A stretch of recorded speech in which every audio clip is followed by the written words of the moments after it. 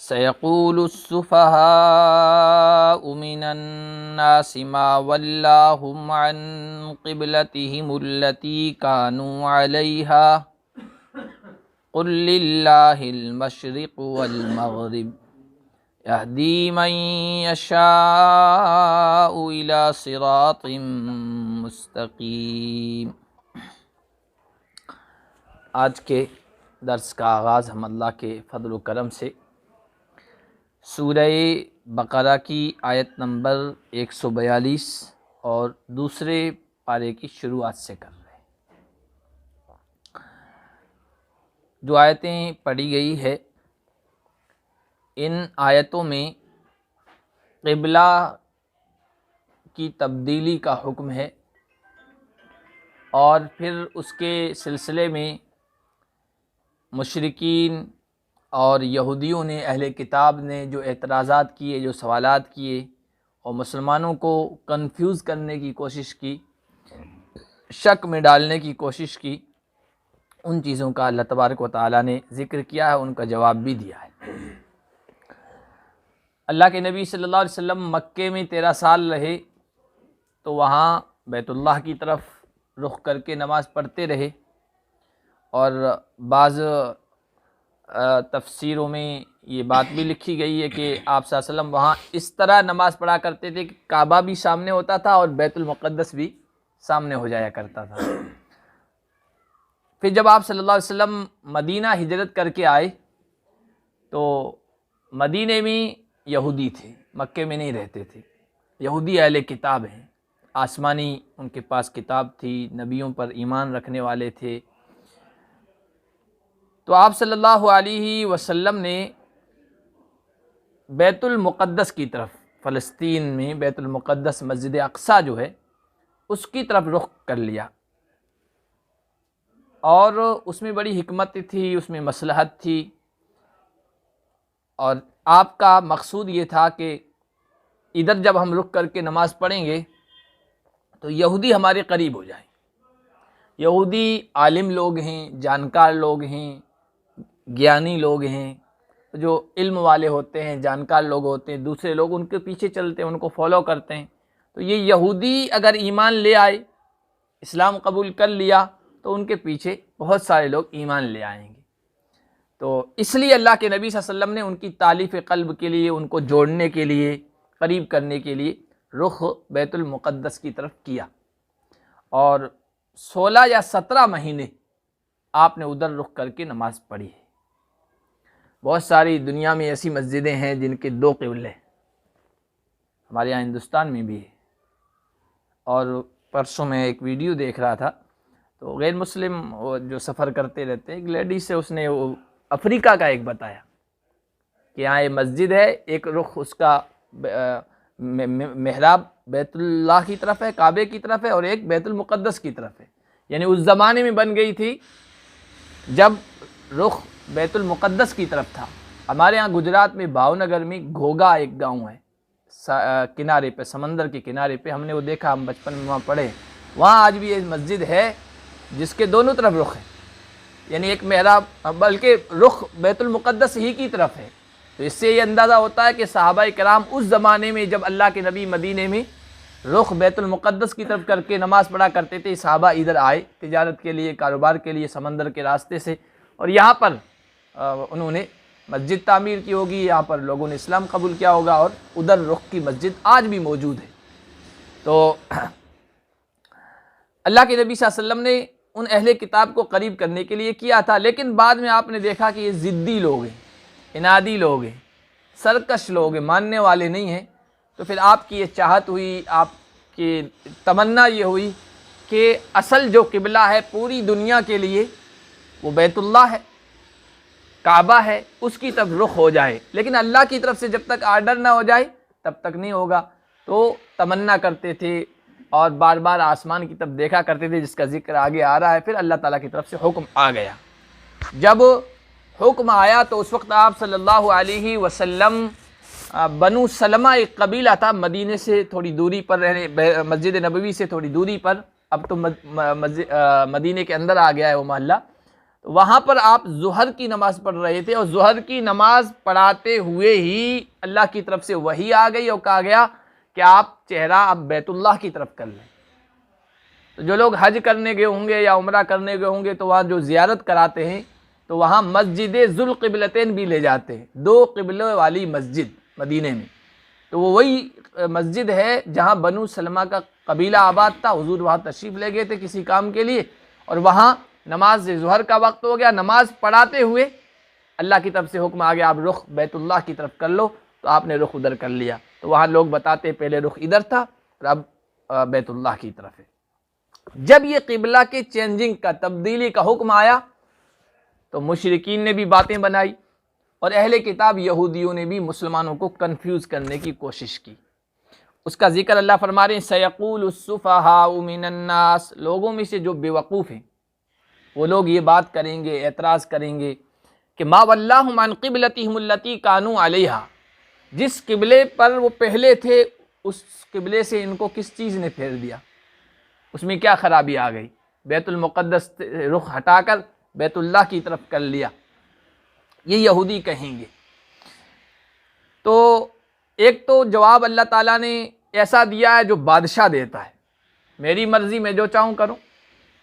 یہ قُلْ لِلَّهِ الْمَشْرِقُ وَالْمَغْرِبُ، اے نبی آپ ان سے کہہ دیجئے مشرق بھی میرا ہے، مغرب بھی میرا ہے، شمال بھی میرا، جنوب بھی میرا۔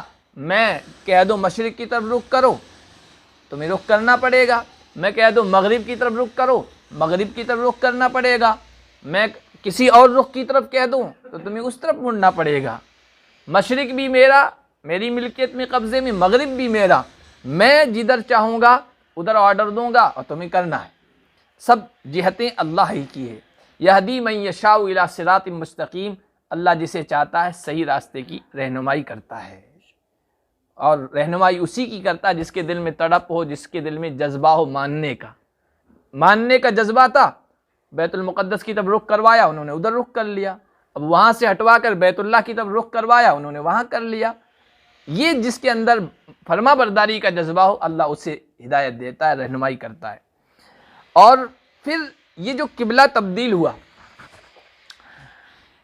تو اس میں کیا حکمت تھی، اللہ کی مصلحت کیا تھی؟ وَكَذَلِكَ جَعَلْنَاكُمْ أُمَّةً وَسَطًا، اللہ نے فرمایا یہ ہم نے اس لیے حکم دیا کہ تمہیں معتدل امت بنائیں۔ معتدل مطلب بیلنس والی، بیچ والی۔ کچھ لوگ سختی کرتے ہیں اس کنارے پہ چلے گئے، کچھ لوگ سختی کی اس کنارے پہ چلے گئے۔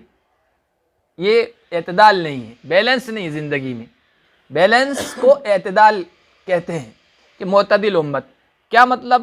بھائی کعبہ کی طرف رخ کر کے مکے میں نماز پڑھی، مدینے آئے تو کہا گیا بیت المقدس کی طرف رخ کر کے نماز پڑھو۔ بیت المقدس اہل کتاب یہودیوں اور عیسائیوں کا قبلہ تھا اور ان کے نبیوں کا قبلہ تھا، تو اب مسلمانوں کو بھی، ہم کو بھی یہ کہا گیا بیت المقدس کی طرف رخ کرو، تاکہ کسی قوم، کسی فرقے کی نفرت، عداوت، دشمنی ہمارے دل میں نہ آئے۔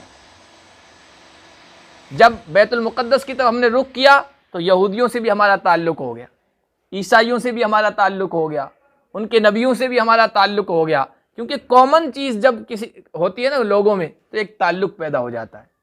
بھائی یہودی، عیسائی، بیت المقدس ان کا قبلہ ہے، ہمارا بھی قبلہ رہا ہے 17 مہینے، تو اس وقت یہ ایک کامن چیز، جمع ہونے کی چیز، آپس میں محبت کی چیز تھی کہ ہمارا رخ بھی ادھر ہے، تمہارا رخ بھی ادھر ہے، ایک دوسرے کے قریب آئیں، تو یہ محبت پیدا ہو گئی، تعلق پیدا ہو گیا ایک طرح کا۔ جب ایک طرح کا تعلق پیدا ہو جاتا ہے تو پھر زیادہ نفرت اس قوم سے نہیں ہوتی ہے۔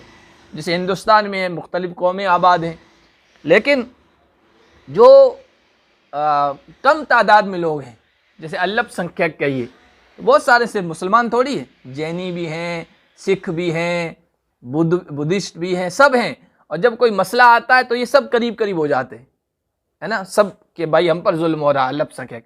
الپ سنکھیک ہونا یہ جمع ہونے کا سبب بن جاتا ہے کہ ہم سب ایک ہو جائیں گے، متحد ہو جائیں گے۔ تو یہ حکمت تھی اللہ تعالیٰ کی بیت المقدس کی طرف رخ کروانے کی، کہ امت معتدل امت بن جائے، درمیانی امت بن جائے، کسی قوم، کسی فرقے سے کوئی نفرت اور کوئی دشمنی باقی نہ رہے، اہل کتاب سے، خاص طور پر یہودیوں اور عیسائیوں سے۔ اور لِتَكُونُوا شُهَدَاءَ عَلَى النَّاسِ، جب نبیوں سے تعلق قائم ہو گیا، کیونکہ بنی اسرائیل کو جو پیغمبر تھے، اپنے اپنے زمانے کے نبی تھے، ان سے ہمارا تعلق قائم ہو گیا، تو یہ امت کل قیامت کے دن گواہ بن سکے۔ گواہ کس چیز کی بنے گی؟ کہ جب اللہ تبارک و تعالیٰ کے دربار میں قومیں پہنچے گی، نبی پہنچیں گے، اللہ تعالیٰ نبیوں سے کہیں گے میرا پیغام تم نے اپنی امتوں قوموں تک پہنچایا تھا یا نہیں؟ ہر نبی سے یہ پوچھیں گے، سوال کریں گے۔ تو حدیث میں آیا فَمِنْهُمُ الْمُصَدِّقُ وَمِنْهُمُ الْمُكَذِّبُ، بہت ساری قومیں کہیں گی ہاں آپ کے پیغمبروں نے ہم تک پیغام پہنچا دیا، لیکن بہت سارے کہیں گے ہم تک پیغام پہنچا ہی نہیں، تکذیب کریں گے، جھٹلا دیں گے۔ تو اس موقع پر نبیوں سے یہ کہا جائے گا بھائی تمہارا گواہ کون ہے؟ تم نے میرا میسج پیغام پہنچا دیا تھا اپنی قوموں کو، گواہ ہے اس پر کوئی؟ تو وہ کہیں گے محمد صلی اللہ علیہ وسلم کی امت کے یہ جو لوگ ہیں یہ ہمارے حق میں گواہی دیں گے، اور ان انکار کرنے والوں کے خلاف گواہی دیں گے کہ ہم نے پیغام پہنچا دیا تھا۔ تو جب ہم لوگ گواہی دیں گے تو وہ کہیں گے کہ آپ تو ہمارے زمانے میں تھے نہیں، آپ کو کیا پتا کہ ان نبیوں نے ہم تک پیغام پہنچایا یا نہیں؟ آپ کی گواہی کیسے معتبر ہوگی؟ تو اللہ تعالیٰ پوچھیں گے ہم سے کہ تم کیوں گواہی دے رہے ہو، تم ان کے زمانے میں تھے نہیں، تمہیں کیسے علم؟ تو ہم کہیں گے کہ اللہ کے آخری پیغمبر نے ہمیں یہ بتایا تھا کہ اللہ نے ہر نبی و پیغمبر کو جو پیغام دیا تھا وہ پیغام انہوں نے صحیح طریقے سے، اچھے انداز سے اپنی امت تک پہنچا دیا تھا۔ یہ امت کل قیامت کے دن گواہ بنے گی۔ اور پھر یکون الرسول علیکم شہیدا، رسول تمام لوگوں پر گواہ بن کے آئیں گے۔ یہ ہمارے نبی صلی اللہ علیہ وسلم کی عظمت اور ان کی بڑائی اور ان کا مقام ہے کہ تمام لوگوں پر نبی گواہ بنا کر پیش کیے جائیں گے۔ وَمَا جَعَلْنَا الْقِبْلَةَ الَّتِي كُنْتَ عَلَيْهَا إِلَّا لِنَعْلَمَ مَنْ يَتَّبِعُ الرَّسُولَ مِمَّنْ يَنْقَلِبُ عَلَىٰ عَقِبَيْهِ۔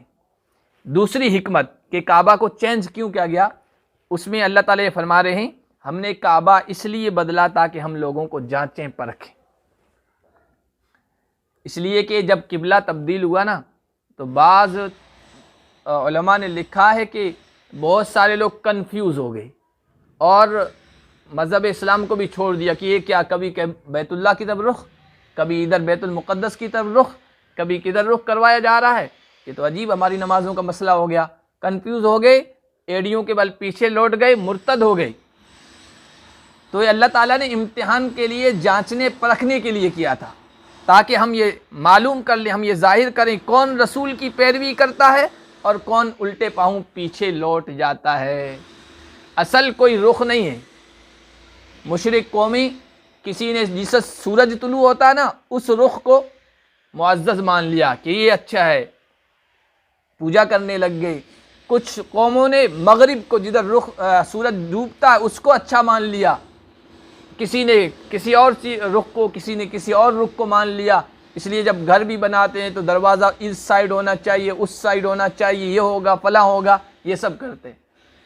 کوئی سائیڈ، کوئی رخ اپنے اندر کوئی عظمت نہیں رکھتی ہے، کوئی پاکیزگی، کوئی خاص چیز نہیں رکھتی ہے۔ اصل اللہ کا حکم ہے، اصل اللہ کا حکم ہے، اللہ کا حکم ہی اصل چیز ہے، اور اللہ کے حکم کی اتباع اور پیروی اصل چیز ہے، اور نبی کی اتباع اور پیروی اصل چیز ہے۔ اللہ تعالیٰ حکم دے کہ نماز ٹائم پر پڑھنا ہے تو اب نماز ٹائم پر پڑھیں گے تو یہ پیروی ہے، اور ٹائم سے آگے پیچھے کر کے کریں گے تو پھر یہ گناہ ہو جائے گا۔ اور اللہ حکم دے اب بے ٹائم پڑھنا ہے تو اب بے ٹائم پڑھنا یہ عبادت ہوگا، ٹائم پر پڑھنا یہ آپ کی طرف سے یہ گناہ ہو جائے گا۔ اب آپ کہیں گے یہ کیسا بے ٹائم پڑھنا؟ حج کرنے گئے ہوں گے آپ میں سے کوئی، گئے؟ میدان عرفات میں کیا کہا جاتا ہے؟ بھائی عصر کو بھی ظہر کے ساتھ پڑھو، یہ بے ٹائم ہو گیا۔ میدان عرفات میں یہ دو نمازیں ملا کر پڑھو، ظہر اور عصر ایک ساتھ، اور پھر مغرب نہیں پڑھنی ہے میدان عرفات میں، جاؤ مزدلفہ، وہاں عشاء اور مغرب ساتھ میں پڑھنی ہے، یہ بے ٹائم پڑھایا جا رہا ہے۔ تو اصل کوئی چیز ہے، کوئی حکم ہے، اس میں وہ اصل چیز نہیں ہے۔ اصل چیز اللہ کی مرضی ہے، اللہ کی منشا ہے، اللہ کی چاہت ہے، اس کے مطابق ہمیں ڈھلنا ہے۔ اب وہاں آپ کہیں گے نہیں میں تو عصر اپنے وقت پہ پڑھوں گا، ظہر اپنے وقت پہ پڑھوں گا، مغرب یہاں پڑھوں گا، اس کے بعد مزدلفہ جاؤں گا وہاں عشاء پڑھوں گا، کہ نہیں، یہاں تو آپ کو اسی طرح پڑھنی پڑے گی جس طرح اللہ کا حکم۔ آپ نے روزہ رکھ لیا، روزہ رکھنے کے بعد سورج ڈوب گیا، روزے کا وقت ختم ہو گیا، حدیث میں کیا آتا ہے فوراً افطار کر لو۔ کوئی کہ نہیں پورے دن میں بھوک رہا ہوں، 5 منٹ اور بھوکا رہ جاؤں گا تو کیا ہو جائے گا، نہیں، یہ آپ کی مرضی، اللہ کی مرضی ہے کہ ٹائم ہوتی ہے آپ روزہ افطار کر لو۔ آپ کہیں گے صبح کے وقت جب سورج طلوع ہوتا ہے میں اس وقت نماز پڑھوں گا، اور کوئی عالم کہ نہیں سورج طلوع ہوتے وقت نماز نہیں پڑھنی ہے، یار عبادت سے روک رہے ہو، ہمیں نماز سے روک رہے ہو، نہیں، اللہ کا حکم اس وقت نماز نہیں پڑھنے کا ہے، تو اب نماز نہ پڑھنا یہ ہے عبادت، یہ اللہ کا حکم نہ پڑھنا۔ اور جب اللہ کہے گا اب پڑھنی ہے تو پڑھنی ہے، نہیں پڑھنی ہے تو اس وقت آپ پڑھو گے تو گنہگار ہو جاؤ گے۔ اصل کسی چیز میں کسی حکم میں اصل نہیں ہے، اصل اللہ کی مرضی اور منشا اور چاہت ہے، اس کو سامنے رکھنا ہے۔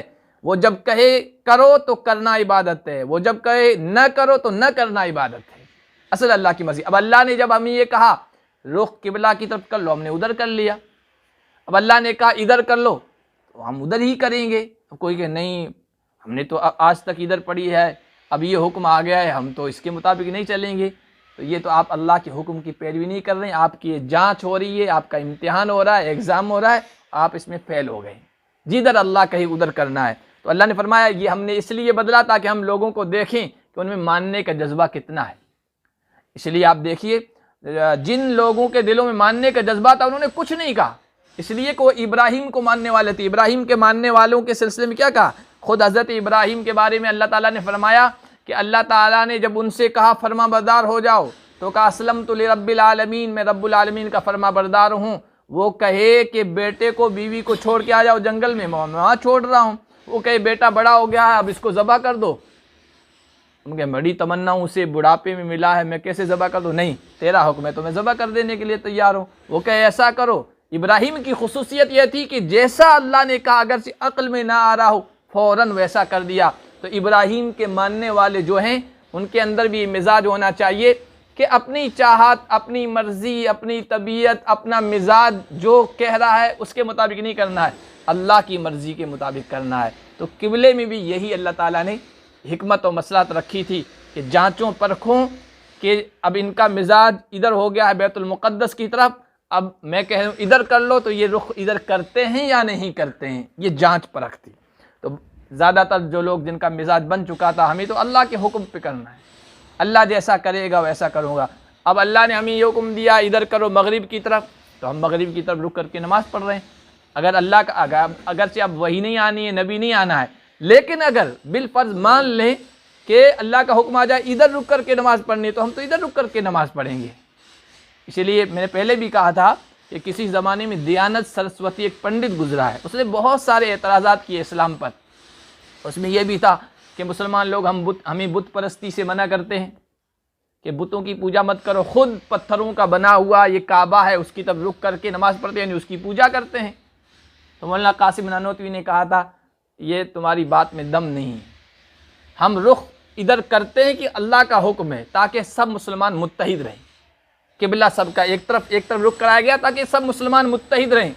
اگر اللہ تعالیٰ کہتا تم اپنے احساس سے نماز پڑھ لو تو یہ چھوٹی سی مسجد ہے، اس میں 15 جانے ہم لوگ بیٹھے ہیں نا، کسی کا رخ ادھر ہوتا، کسی کا ادھر ہوتا، کسی کا ادھر ہوتا، کسی کا ادھر ہوتا، اختلاف پیدا ہو جاتا آپس میں۔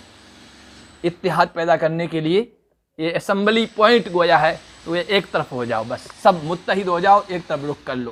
تو یہ اللہ کا حکم ہے، جس طرح اللہ کہیں گے ہم اس طرح کریں گے۔ تو انہوں نے کہا تھا کہ بھائی ہم کعبہ کی پوجا نہیں کرتے، اگر کعبہ کو کوئی ظالم ڈھا دے، ختم کر دے، کعبے کا نام و نشان نعوذ باللہ مٹا دے، تب بھی تو ہم ادھر ہی رک کر کے نماز پڑھیں گے، جبکہ وہ پتھر کی وہ عمارت نہیں ہے۔ اور حدیث میں آیا کہ قیامت کے قریب ایک حبشی اٹھے گا پتلی پنڈلیوں والا، اور وہ کعبہ کو منہدم کر دے گا۔ جب کعبہ کو توڑ دے گا تو اس وقت مسلمان تو ہوں گے ہی نا۔ تو علماء نے لکھا کہ اب کعبہ تو ڈھہ گیا، توڑ دیا گیا، ختم کر دیا گیا، لیکن پھر بھی مسلمان ادھر رخ کر کے نماز پڑھتے رہیں گے، اس لیے کہ وہ اللہ کے حکم کے پابند ہیں، کعبے کے پابند نہیں، یا اس عمارت کے پابند نہیں کہ اسی کی پوجا کر رہے ہو، اس کی طرف رخ کر رہے ہو۔ وَإِن كَانَتْ لَكَبِيرَةٌ إِلَّا عَلَى الَّذِينَ هَدَى اللَّهُ، کعبے کو چینج کرنا اور پھر ادھر رخ کرنا یہ بہت مشکل کام تھا۔ عام لوگوں کے لیے چھوٹے چھوٹے مسئلے جو ہے نا وہ بہت اہم بن جاتے ہیں۔ ثنا نہیں پڑھی، اب عام جو جس کو مسئلہ پتہ نہیں ہے نا وہ کنفیوز ہو جاتا ہے، یار میری نماز ہوئی کہ نہیں ہوئی۔ ایک عالم کے پاس جائے وہ کہے وہ کہے کہ نماز ہو گئی آپ کی، پھر بھی وہ کنفیوز رہے گا. چھوٹے چھوٹے مسئلوں کی وجہ سے عوام جو ہے پریشان ہو جاتی ہے. ثنا پڑھنا ہے، آپ جان بوجھ کر نہ چھوڑیں، لیکن کوئی واجب و فرض نہیں ہے، تو واجب و فرض نہیں چھوٹا تو آپ کی نماز ہو جاتی ہے. لیکن پھر بھی ایک عام آدمی کنفیوز ہو جاتا ہے. یہاں تو پورا قبلہ ہی تبدیل کر دیا گیا، اب قبلے کو چینج کرنا، دوسری طرف رخ کرنا، یہ بہت مشکل لگ رہا تھا لوگوں کو. لیکن اللہ نے فرمایا جن کے دلوں میں فرما برداری کا جذبہ تھا تو انہوں نے تو بس یہ دل میں لے کر رخ چینج کر لیا کہ ہمارے اللہ کا یہی حکم ہے، اللہ کی یہی مرضی ہے، جدھر اللہ کہے گا ہم ادھر رخ پھیر لیں گے. وما کان اللہ لیضیع ایمانکم. ان یہودیوں نے کنفیوز پیدا کرنے کے لیے یہ بھی ایک اعتراض کیا کہ دیکھو آج تک تم نے ادھر رک کر کے نماز پڑھی، تو آج سے پہلے جو لوگ اس دنیا سے چلے گئے، اب کیا کعبہ چینج ہو گیا یا لوگ شہید کر دیے گئے، انہوں نے ادھر ہی رک کر کے نماز پڑھی. اب اصل کعبہ تو یہ بیت اللہ ہے، کعبہ ہے، ادھر تو انہوں کی ایک بھی نماز نہیں ہوئی، ان کا کیا ہوگا، وہ کیسے جنت میں جائیں گے. یہ بھی کنفیوژن میں مبتلا کرنے کے لیے انہوں نے ایک سوال اٹھایا. تو اللہ نے فرمایا وما کان اللہ لیضیع ایمانکم. بھائی اس وقت اللہ کا حکم یہی تھا، اللہ کی مرضی یہی تھی، انہوں نے ادھر رک کر کے نماز پڑھی، بیت اللہ کی طرف رک کر کے ان کو نماز کا موقع نہیں ملا. تو اللہ ایسا نہیں ہے کہ ان کے ایمان کو ضائع کر دے، ان کی نمازوں کو ضائع کر دے. ان کی نمازیں محفوظ ہے، ان کا ثواب محفوظ ہے، ان کا اجر محفوظ ہے. اللہ تبارک و تعالیٰ کسی کو محروم نہیں کرے گا، اس لیے کہ وہ بھی اللہ کا حکم تھا اور نبی کی چاہت تھی. اب ادھر کعبہ ہو گیا ہے، یہ بھی نبی کی چاہت ہے اور اللہ کا حکم ہے. ان اللہ بالناس لرؤوف الرحیم. اللہ لوگوں پر بڑا شفقت کرنے والا ہے، بڑا رحم کرنے والا ہے. وہ کسی کے اجر کو، ثواب کو اور کسی کی نماز کو ضائع نہیں کرے گا. جیسے یہی مسئلہ اس وقت پیدا ہوا تھا جب شراب حرام ہوا. شراب جو حرام ہوا ہے وہ مرحلے وار، آہستہ آہستہ، ایک دم نہیں. کیونکہ عرب کے جو لوگ تھے وہ شراب کے عادی تھے، اور کوئی کسی چیز کا عادی ہو فوراً آپ اس کو کہیں یہ چھوڑ دو، اس سے نہیں چھوڑتی. اس لیے اسلام کے جو احکام آئے مسئلے، وہ آہستہ آہستہ ایک ایک کر کے، ایک دم سارے آرڈر نہیں جاری کیے گئے ہیں. آپ کسی کو ایک دم سارے آرڈر جاری کریں گے تو جھلا جائے گا، وہ کہے گا یہ مجھ سے نہیں ہوتا ہے. لیکن آہستہ آہستہ آہستہ آہستہ تربیت کرتے ہوئے، ایک ایک بات سمجھاتے ہوئے، ایک ایک آرڈر دیتے ہوئے کہیں گے تو ساری باتوں پر عمل کر لے گا اور سارے آرڈر کی تعمیل کر لے گا. تو آہستہ آہستہ احکام آئے. تو شراب کے بارے میں بھی پہلے کہا گیا کہ یہ جو ہے نا اس میں فائدہ کم ہے، نقصان زیادہ ہے. تو جن لوگوں کو اللہ تعالیٰ نے ایک اچھا ذوق دیا تھا، مزاج دیا، تو انہوں نے کہا جب اس میں نقصان زیادہ ہے تو اس سے دور ہو جاؤ، نشے کی چیزوں سے. بہت سارے لوگوں نے اس وقت چھوڑ دیا. پھر کہا گیا کہ شراب پی رہے ہو لیکن دیکھو نماز کے لیے جب آؤ نا تو نشہ کر کے مت آؤ. لا تقربوا الصلاۃ وانتم سکارى. نشے کی حالت میں نماز کے قریب مت جاؤ. تو بہت سارے لوگوں نے کہا اللہ کا یہ حکم آ گیا ہے، اب ہم نشہ تو کرتے ہیں لیکن پتہ نہیں اس کا نشہ کب تک رہے، کہیں ایسا نہ ہو کہ نماز کا وقت آ جائے اور نماز بھی ہماری چلی جائے. وہ سارے لوگوں نے نشہ کرنا ہی چھوڑ دیا. پھر جو ہے نا چوتھے مرحلے پر جا کر جو ہے نا یہ آیا کہ انما الخمر والمیسر والانصاب والازلام رجس من عمل الشیطان. یہ جوا ہے اور یہ تیروں سے کوئی پھال لینا ہے، اسی طرح شراب ہے، یہ شیطانی عمل ہے، یہ گندی چیز ہے، اس سے بچو تاکہ تم کامیاب ہو جاؤ. یہ جب آیت نازل ہوئی تو اب بالکل حرام کر دیا گیا، اب بالکل نہیں پینا ہے. اب مسئلہ یہ ہوا کہ یہ جب آیت اتری اب شراب بالکل حرام ہے، اس کو ٹچ نہیں کرنا، اس کے قریب بھی نہیں جانا ہے. تو اس سے پہلے جو لوگ پیتے رہے تھے ان کا کیا ہوگا؟ بہت سارے لوگ ایسے تھے غزوہ احد میں، جو دوسری لڑائی ہوئی مسلمانوں اور کافروں کے درمیان، اس میں شراب پیے ہوئے تھے اور شراب پینے ہی کی حالت میں، نشے کی حالت میں ان کا انتقال ہوگا، اس دنیا سے چلے گئے. تو ذہن میں یہ سوال تو پیدا ہوتا ان کا کیا ہوگا؟ شراب تو حرام کر دی گئی. تو اللہ تعالیٰ نے کہا اس وقت حرام نہیں تھی تو پینا بھی گناہ نہیں تھا. اب انہوں نے پینے کے درمیان اگر دوسرے نیک اعمال کیے ہیں، نمازیں پڑھی ہے، جنگ بھی لڑی ہے اور شہید بھی ہو گئے، اللہ تعالیٰ ان کے کسی عمل کو ضائع نہیں کرے گا. اور اب اگر کوئی پیے گا تو اب پکڑا جائے گا. پہلے حرام ہی نہیں تھی، کوئی پی رہا تھا، حلال تھی، مطلب حکم نہیں آیا تھا حرامت کا، کوئی پی رہا تھا، کوئی پکڑ بھی نہیں تھی. لیکن اب اگر کوئی آئندہ سے پیے گا حرام ہونے کے بعد تو اب پکڑ ہوگی. تو جب کعبہ ادھر تھا، رخ کر کے لوگ نماز پڑھ رہے تھے اللہ کی طرف سے، اللہ کی منشا یہی تھی، نبی کی منشا یہ تھی. تو کوئی مسئلہ نہیں، اس وقت کی ساری نمازیں محفوظ ہیں، اور اب اللہ نے ادھر رک کر لیا ہے، اب ادھر رک کر کے نماز پڑھ لو گے اب نہیں چلے گی۔ قد نرى تقلب وجهك في السماء، اللہ کے نبی بیت المقدس کی طرف رک کر کے تو نماز پڑھ رہے تھے، لیکن چاہت یہ تھی کہ بیت اللہ کی طرف واپس حکم آ جائے، کیونکہ یہ پوری دنیا کے لیے قبلہ ہے، پوری دنیا کے لیے عالمی قبلہ ہے۔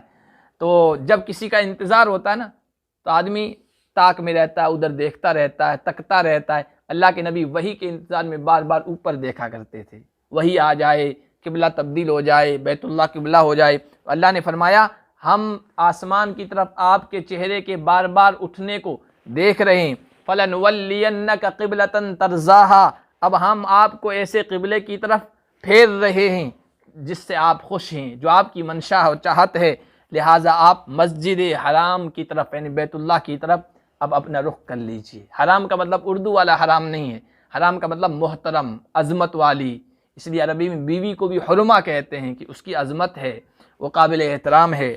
وَحَيْثُمَا كُنْتُمْ فَوَلُّوا وُجُوهَكُمْ شَطْرَهُ، اور اللہ نے فرمایا جہاں کہیں بھی رہو اب تم بیت اللہ کی طرف رخ کرو، اس طرف رخ کر کے نماز پڑھو۔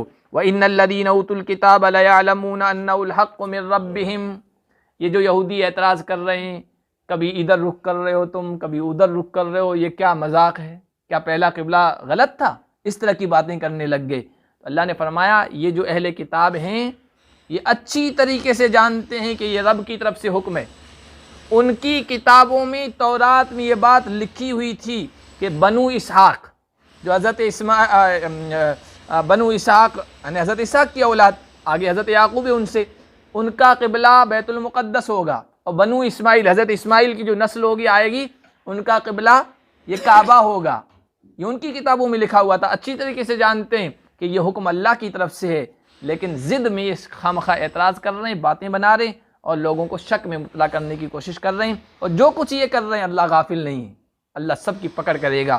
وَلَئِنْ أَتَيْتَ الَّذِينَ أُوتُوا الْكِتَابَ بِكُلِّ آيَةٍ مَا تَبِعُوا قِبْلَتَكَ، اللہ نے فرمایا جن کو بات نہیں ماننی ہے آپ ہزار دلیلیں دے دیں، نشانی دکھا دیں، کرشمے دکھا دیں، معجزات دکھا دیں اور کراماتیں دکھا دیں، نہیں ماننا وہ کبھی نہیں مانے گا، اور جس کو ماننا ہے وہ تھوڑی سی آپ کی بات سمجھ آنے پر بات مان لے گا۔ اگر اہل کتاب کے پاس ہر نشانی آپ لے کے آئیں تب بھی وہ آپ کے قبلے کی پیروی نہیں کریں گے، آپ کے قبلے کی طرف رخ نہیں کریں گے۔ وَمَا أَنْتَ بِتَابِعٍ قِبْلَتَهُمْ، اور اب آپ کا تو اللہ کی طرف سے حکم آ گیا ہے بیت المقدس کو چھوڑ کر اب کعبہ کی طرف رخ کرنا ہے، تو اب آپ بھی ان کے قبلے کی طرف اب رخ نہیں کرنے والے ہیں۔ وَمَا بَعْضُهُمْ بِتَابِعٍ قِبْلَةَ بَعْضٍ، اور نہ یہ ایک دوسرے اپنے قبلے کی طرف ان کے بعض ایسے ہی اختلاف کرتے ہیں۔ خود اہل کتاب میں بہت سارے لوگ ایسے ہیں جو بیت المقدس کی طرف رخ نہیں کرتے ہیں، عیسائیوں میں ایسے ہیں دوسری طرف رخ کرتے ہیں، تو خود ان میں بھی اختلاف ہے، اور یہ آپ کے قبلے پر اعتراض کر رہے ہیں، یہ ضد میں کر رہے ہیں۔ وَلَئِنِ اتَّبَعْتَ أَهْوَاءَهُم مِّن بَعْدِ مَا جَاءَكَ مِنَ الْعِلْمِ، آپ کے پاس اب علم آ گیا، اللہ کا حکم آ گیا، اب ادھر رخ کرنا، اس کے بعد اگر آپ ان کو خوش کرنے کی کوشش کریں گے، ان کی خواہش اور ان کی خواہشات کی پیروی کریں گے تب تو آپ ظالم ہو جائیں گے۔ اب ان کو چھوڑو، جو بھی باتیں کرتے رہیں، پروپیگنڈا کرتے رہیں، لوگوں کو شک میں ڈالنے کی کوشش کرتے رہیں، ان کی باتوں کا آپ جواب ہی مت دو، بس آپ اور اہل ایمان بیت اللہ کی طرف رخ کر کے نماز پڑھتے رہو۔ الذین آتیناہم الکتاب یعرفونہ کما یعرفون ابناءہم، ان اہل کتاب کو اچھی طریقے سے پتہ ہے، ان کی کتابوں میں موجود ہے کہ یہ آرڈر جو قبلے کے چینجنگ کا آیا یہ اللہ کی طرف سے ہے، اور آخری نبی کا قبلہ بیت اللہ ہوگا، کعبہ ہوگا، یہ بھی ان کو پتہ ہے۔ یہ لوگ آپ کو اس طرح جانتے ہیں جس طرح اپنی بیٹوں کو اپنے بیٹوں کو جانتے ہیں۔ اگر 100,000 بچوں میں بھی اگر آپ کا بچہ موجود ہے آپ کو پہچاننے میں کوئی دیر نہیں لگتی ہے، اسی طریقے سے جس طرح آپ اپنے بچوں کو پہچان لیتے ہیں یہ آپ کو بھی پہچانتے ہیں، بالکل یہ پکی بات ہے۔ لیکن ان میں سے ایک فریق، ایک گروہ ایسا جو حق بات کو چھپاتا ہے جانتے ہوئے بھی۔ حضرت صفیہ جو بعد میں اللہ کے نبی صلی اللہ علیہ وسلم کی بیوی بنی ہے، یہودیہ تھی، ان کا باپ بھی سردار تھا، چچا بھی بڑا آدمی تھا۔ تو اللہ کے نبی صلی اللہ علیہ وسلم جب مدینہ آئے نا، تو مدینہ آنے کے بعد یہ دونوں بھائی آئے ہیں معلوم کرنے کے لیے کہ آخری نبی کون ہیں، کیا پیغام ہے ان کا، کیا کہتے ہیں، معلوم کریں سچے ہیں جھوٹے ہیں۔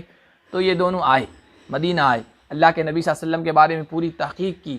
تحقیق کرنے کے بعد یہ گئے اپنے، جب خیبر کے علاقے میں واپس وہاں گئے اپنے وطن میں، تو انہوں نے آپس میں بات چیت شروع کی. حضرت صفیہ اس وقت چھوٹی تھی، کم عمر تھی، بیٹھی تھی لیکن سن رہی تھی سب. بعد میں حضور کو بتایا تو حضرت صفیہ کہتی ہیں کہ میرے چچا نے میرے والد سے، ابا سے کہا کہ جو مدینے میں آئے ہیں اور ہم جن کے پاس گئے تھے ساری معلومات حاصل کرنے کے لیے، سچے ہیں یا جھوٹے ہیں؟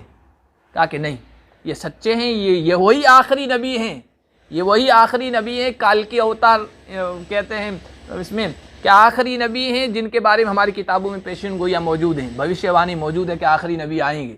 اور حضور کے بارے میں یہ بھی لکھا گیا تھا ان کی کتابوں میں، وہ کہاں پیدا ہوں گے، ہجرت کر کے کہاں آئیں گے، اور ان کا حلیہ کیا ہوگا، ان کے اخلاق کیا ہوں گے، ان کے چہرہ کیسا ہوگا، اور ان کے مہر نبوت کیسی ہوگی، وہ کیا چیزیں قبول کریں گے، کیا چیزیں قبول نہیں کریں گے، سب کچھ موجود تھا. تو میرے چچا نے میرے ابا سے کہا کہ تو پھر ہم ان پر ایمان لے آئیں، ایمان قبول کر لیں. کہا کہ میں تو ہرگز ایمان نہیں لاؤں گا، میں تو ان کے مخالف ہی میں رہوں گا. بعض لوگ ہوتے ہیں سامنے والا سمجھتے ہیں صحیح ہے، پھر بھی وہ اپنی جو ہے اڑیل پن پہ رہتے ہیں کہ نہیں مجھے تو اس کی بات نہیں ماننی ہے، اس کو تسلیم نہیں کرنا ہے بس. تو کہا کہ میں تو زندگی بھر ان کا مخالف رہوں گا. پھر اللہ کا کرنا ایسا ہوا، خیبر فتح ہوا، حضرت صفیہ قیدی بن کے آئی، اللہ کے نبی نے ان کو آزاد کیا. آزاد کرنے کے بعد ان سے شادی کی. اس موقع پر حضرت صفیہ نے یہ پورا واقعہ سنایا ہے. تو آپ دیکھیے ان سب کو پتہ ہے، آپس میں کہہ رہے ہیں سچے نبی ہیں، آخری نبی یہی ہیں، نشانیاں جو ہماری کتابوں میں موجود ہیں وہ اس نبی کے اندر پائی جاتی ہیں، لیکن پھر بھی کہہ رہے نہیں ہم تو مخالفت کریں گے ان کی، ہم ان کو نہیں مانیں گے. اللہ نے فرمایا یہ اچھی طریقے سے جانتے ہیں جیسے اپنی اولاد کو جانتے ہیں، لیکن یہ حق کو چھپا رہے ہیں. الحق من ربک فلا تکونن من الممترین. یہ تو ایسے ضدی لوگ ہیں، مخالفت برائے مخالفت ہے نا، جیسے اپوزیشن ہوتا ہے نا، بس اس کو اپوز میں رہنا ہے، بس اچھی حکومت اچھا کام کر رہی ہے نا اس میں بھی وہ مین میخ نکالیں گے، نہیں یہ اس میں تو فلاں خرابی ہے، اس میں تو فلاں خرابی ہے نا.